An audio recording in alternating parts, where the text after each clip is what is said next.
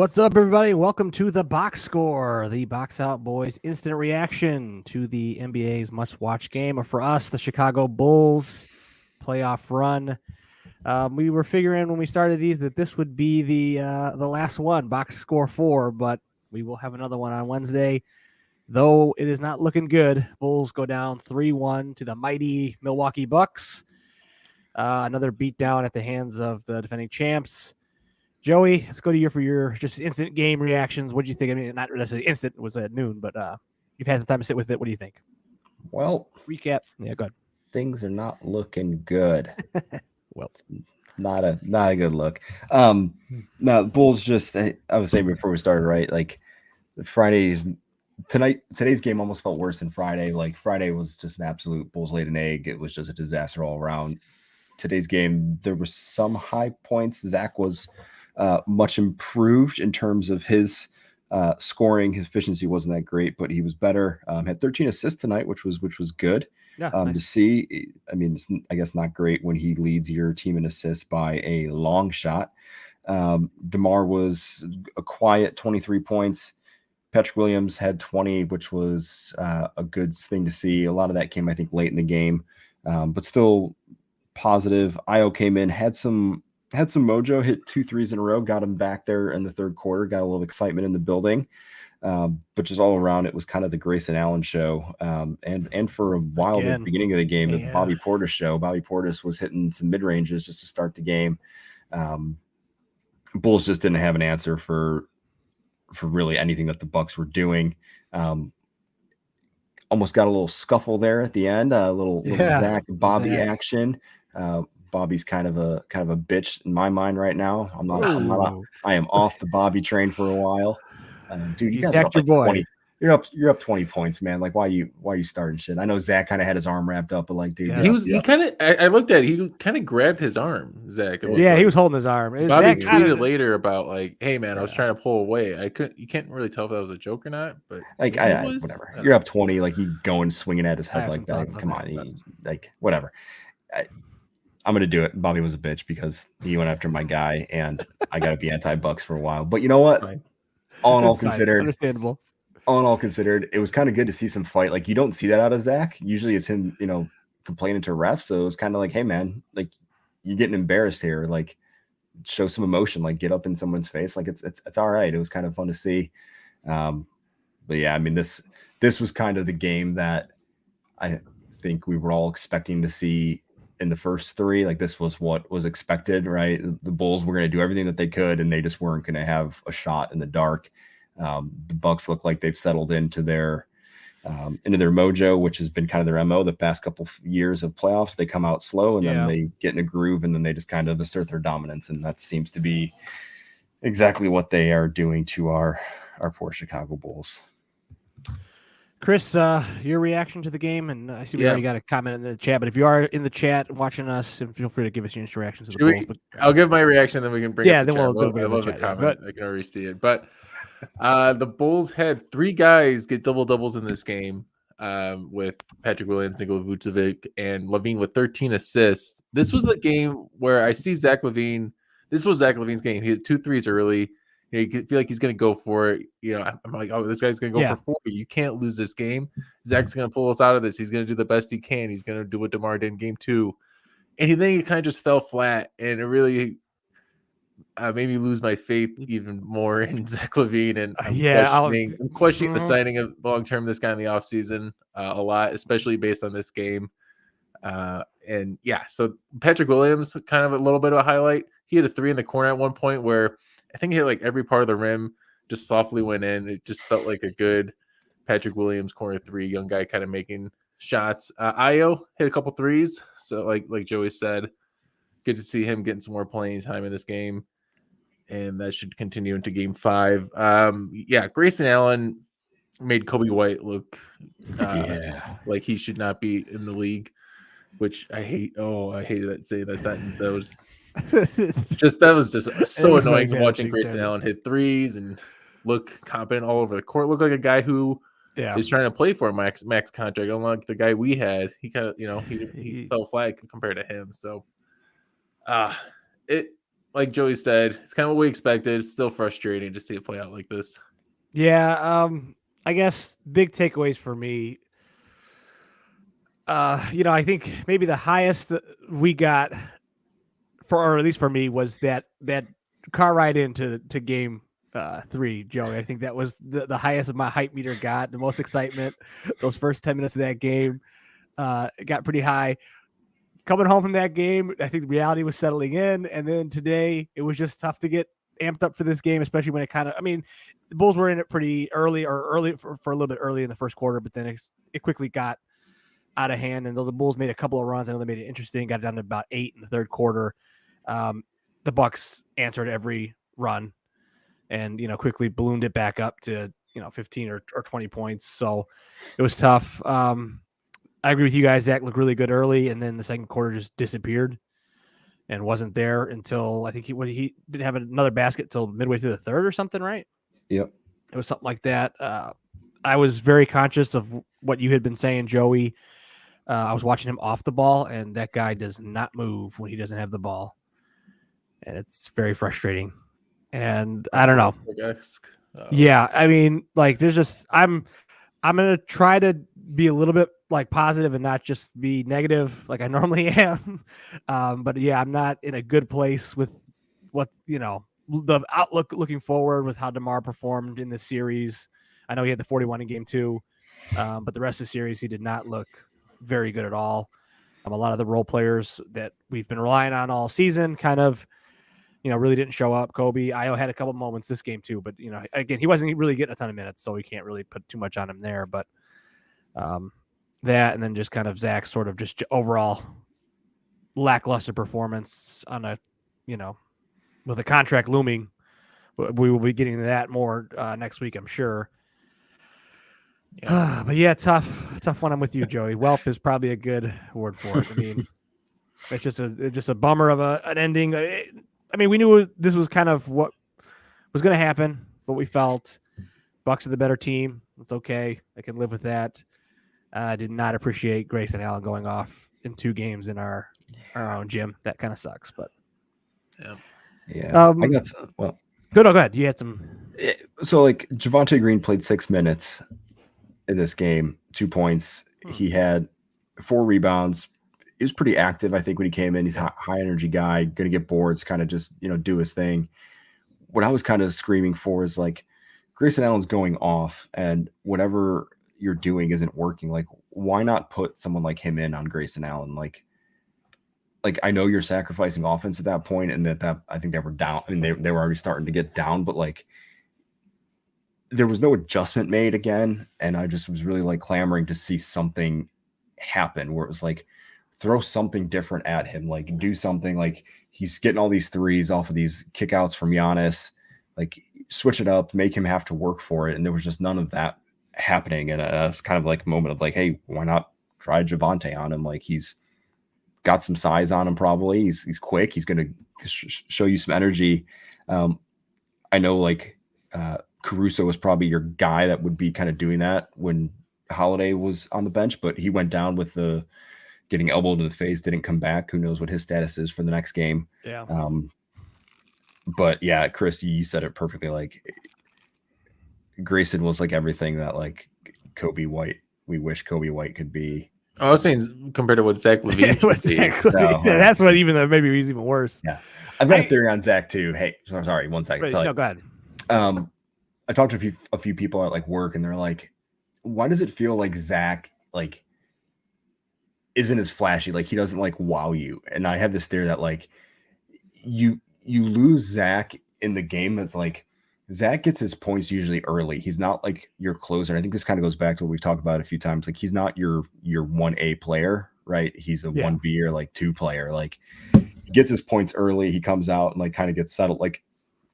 In my mind, DeMar all season is a guy who doesn't need to get in rhythm, really. He doesn't need to work himself into the game. When he wants to turn it on, he can turn it on. Zach's kind of a guy who's he's got to get himself in it. And if he gets in it early, he's going to get his points early. And then he's going to kind of just take the back seat to whoever. And if he doesn't get it going early, he's still going to take the back seat and not have it happen. I think it's kind of what happened today is he got his points early. Chris, you said it started off strong, but then he was kind of looking around like, hey, where's my help? Like, I can't do this all. And then instead of continuing to try to do it all like he used to do, he just kind of said, yeah, I'm just going to hope somebody else comes along. And yeah, I'm not sure that's max worthy. Yeah, no, I don't. Anymore. And I think this series was really good for, I think the Bucks really exposed kind of the Bulls' major flaws. And I think DeMar, while he can get to his spots, in a regular season game and stuff, when it comes to the playoffs and guys are really locking down and clamping down and the strategies change to take away what you do best, DeMar can get taken away. And I think we saw that. I think that's kind of what Toronto dealt with in his run there. He can just get taken out of a series and not be as effective as he can be in the regular season. Obviously, he's a solid regular season player. No, and like I say, he's a bad player.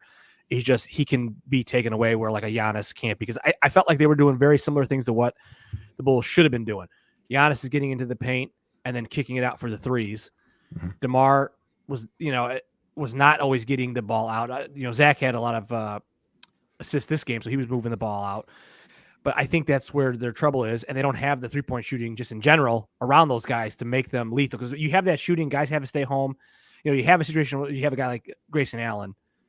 You can't leave him, but you can't also, you have to double down on Giannis. So what are you going to do? You're kind of in a bad position, and that's where the Bulls are getting eaten alive right now with Bobby, with Grayson, and all those guys. With the Bulls side of it, Milwaukee can just collapse on DeMar, collapse on Zach. And even if they do get the kick out, the shots aren't going down for P. Will. They're not going down for Kobe. And they're not, DeMar's not going to take a three. So when Zach has it, he has no outlet valve. So, yeah. And full shot. Go ahead. 38.9% from the field, 25% from three. Today. It's not going to get it done. Buck shot 52.3 from the field, 51.5 from three. Because there was times I was watching Zach and he's backing up when DeMar is like getting in trouble in the paint. And I couldn't understand exactly what he was doing. It's kind of like they were so used to DeMar making those shots and getting those fouls called and just kind of doing his thing that like they didn't know what to do with it. It was like, this is different, right? This isn't what we saw all season. We don't know what to do with it. They look like a team that was experiencing their first playoff run. They were experiencing the intensity for the first time, and it was good to go up against the defending champs because those are the guys that went through the wars last year, and they've been through, multiple seasons where the Bucks have been eliminated, earlier than they should have been and everything. So this is a big boy team you're going up against, and they look like it in these two games. I'm telling you, there's some red flags on Billy Donovan. I know, and that's a question. There's part of me that is curious. Is it scheme? Is it personnel? I still lean personnel because of I just don't know if these guys have the personnel. Well, I wonder the defensive. There weren't many defensive adjustments to try to stop Grayson Allen. Maybe they were just letting Grayson Allen, let him let them beat us. If we have to give it to somebody, but because they didn't really stop anybody. I don't know. Joey, Joey, you mentioned something in our chat. You said something. P. Will was in a switch with Kobe, and he got switched. But like that to me is it's a good question. Is that the assignment where Billy Donovan is telling them you guys got to switch on this, or is that P. Will and Kobe not understanding that you can't get switched off onto Giannis, Kobe, and you can't, and P. Will is not going to be able to recover to Grayson. So is that a personnel situation? Is that a scheme situation? That I don't know. Same thing with like the offensive stuff. Is Zach, kind of off in the corner because that's what he's being told to? Like, he's not being told to run any motion. He's not, running off cuts or screens. Or is it just he's kind of just getting caught looking? And I don't know what the answer to that is, and I don't know if we'll know, before we have to sign him. Well, to me, that kind of like some of these things, like they've been happening for a while, like in even the regular season, like the whole switching concept has been happening, and it's been happening all playoffs too. And it's like at some point, like, I don't know, maybe like, Kobe didn't play much in this game. He made a few bad decisions, and one of them was that switch, and he got yanked pretty fast after that. It was a really bad. He like waved P. Will off, like the screen was coming, and he kind of like waved him off. I'm like, why are you? Like, that's a terrible decision. Then P. Will had to drop to try and help Kobe on Giannis, and Giannis did his normal, 3 steps almost at the basket, turned around, Grayson Allen was wide open, and there was no chance anybody was covering that. Yeah. Chris, you said he has some questions for us or for Joey. Well, I thought we could the comment in the chat from Big Daddy. The Bulls suck it, and a salute to the Timber Pups for hanging on. Appreciate it, Big Daddy. The Bulls What's can't up? suck it, Ooh. indeed. Bulls can't suck. Question was I did want to ask, should we reconsider should the Bulls reconsider giving Zach LaVine the max contract? Joey, what are your feelings about this right now? How much are you taking away from this playoff series and what the Bulls should be doing this offseason? Yeah, I don't know. I'm still torn of like, what's the next option? Like Grayson Allen. I don't know, man. Like, honestly, Zach looks like nothing that's worth having on this roster. Like, send him to Detroit, send him to Sacramento. Where yeah, but you're not might sending him. belong. That's the thing. I Like don't know. you're losing him for losing him, nothing, yeah. right? You're losing him for nothing. Like if you can get some sort of like sign and trade out of it, or I don't know, some sort of thing, like maybe. But my fear is you're losing him for nothing. And like regular season, Zach was good for what 12th best in the league scoring wise. He missed probably 20 games. Like, thing is, you sign him to this long-term contract. He gets hurt and is out for the year. Then you're on the hook for the next 3 or 4 seasons. Yeah, I mean, but that's a possibility with anybody. Like I don't like living in that world of he gets. Well, I think for me, I'm definitely out on. I don't want him to sign him to a max contract. I think they're going to, and I think it's going to be a bad decision. If it was me personally, like I would just sit him down and say, "Hey, we're not giving you max money.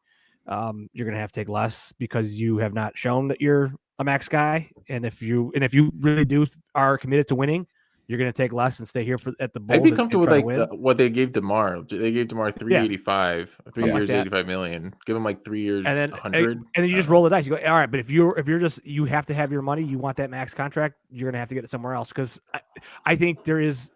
I don't know if either one is a good option, but it's like, all right, what's the best option? Losing Zach for nothing, or getting saddled with a max contract that you really can't move later on, and that hampers you from making any moves, and you're in basketball hell. Because do you know when that all has to be like settled by? Chris? Actually, maybe don't know. Yeah, I don't know. I'll get the information when we want to discuss it after the series is over. We'll do a deep dive. I think like ideal situation would be they come to him and say, "Hey, we've got an idea, or we've got a guy in mind that is going to need this kind of money, and in order to make that happen, we can't give you this." And that's the thing that he looks at and goes, that piece is worth more than me getting an extra, whatever the difference is. And, he looks at it and says, like, that makes sense.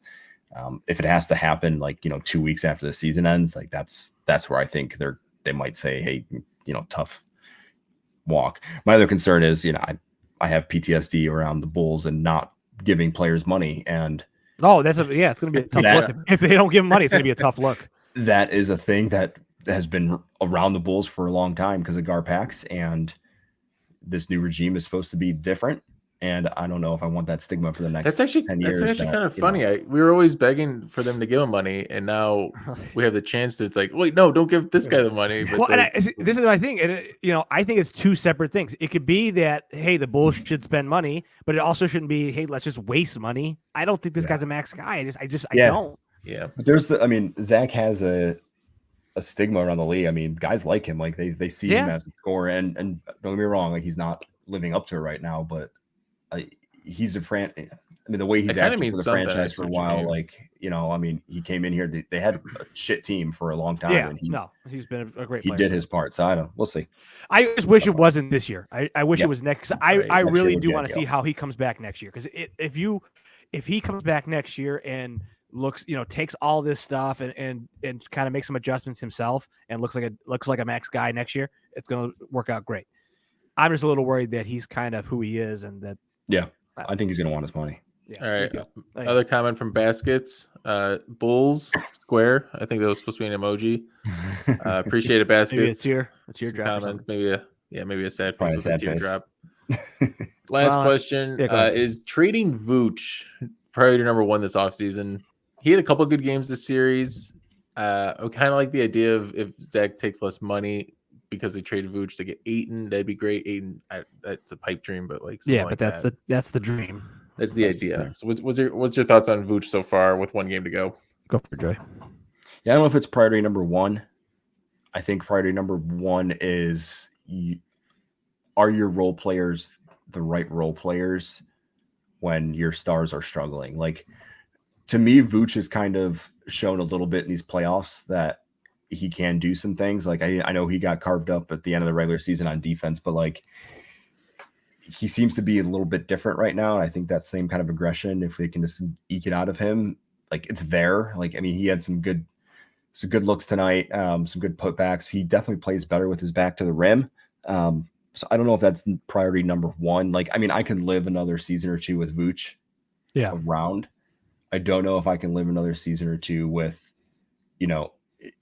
Kobe and Javante and Derrick Jones Jr., Troy Brown Jr. Like, that's what you have to look at when you have to sub in guys off the bench. Like, that to me says we're putting all of our eggs in 4 guys that are going to just score all the time. I mean, I know Caruso would probably be off the bench, but like, as we saw this year, if Caruso gets hurt, you're going down the depth chart and you're going down fast, and there's not a lot there. Yeah, I can agree with you. My priority number one would be to get some shooting. They have got to get some shooting. They've got to space the floor. You cannot be the lowest shooting 3-point shooting team in the league anymore. Yeah. Whoa. I mean, that's I mean, you have to sacrifice some defense for some offense, and you got to hope when Lonzo comes back. Again, there's some pieces in here, but you cannot. It just suffocates Zach and DeMar. And if those are going to be your guys going forward, you have to surround them with shooters. You just have to. Yeah, I don't know. We'll see how Patrick Williams develops. That's my biggest hope with this team is Patrick Williams, and it's looking less and less every single time. Yeah. I say, how much time are you going to give that, though? I know. One more year. Like, one I more. feel like he might be a good trade piece come up like February of next year. Like, you give him half the season to see what – you give him half the season to see what it's going to look like, and if it's not there, then it's time. He's 20. Is he still 20? 21? I don't know. He's young. All right, last comment I wanted to mention is Ayo Dosunmu is 2 for 9 from the line this from the 3-point line this playoff series. For all those haters out there that hated our video about Ja versus comparing Ayo to Ja, John Morant is 3 for 11 from 3. So they are one and the same when it comes to shooting 3 points, and these playoff series has proven otherwise. I think let's take it easy on that. I mean, look, we're gonna get when we get to podcasts next week about everything. We can get into Ja. I have some criticisms. So I didn't know we had haters. I like hearing we have haters. We don't really have haters. I just pretend like we have haters. For all you haters, all those haters, all the imaginary haters out there. Well, boys, I think that was a good instant reaction. Unless you guys had anything else. A salute to the Timber Pups. Timber Pups, your last team. They got Tuesday at Memphis and Friday in Minnesota at the least. Instant reacts for the Timber Pups. Are you guys gonna watch? I've got to find I'm watching that series. That's my series. I'm definitely watching. I'm rooting for Memphis. You guys know this. All right, we'll talk offline. Conference team to support after the series though, because I don't think I can go back to the Bucks this year. Wow. Yeah, Grayson Allen. Yeah, I'm rooting for the Bucks. That dude just really. I'm not. I don't have an East team. Into my gears. Well, I'll root up for the Bucks until they lose, but Boston just pissed off some. All right, cool. Good recap. Yep, good recap. All right, guys, join us. Small little housekeeping note. We are going to be moving our show to Thursday next week. We're going to wait till the Wednesday games are over, just kind of recap everything.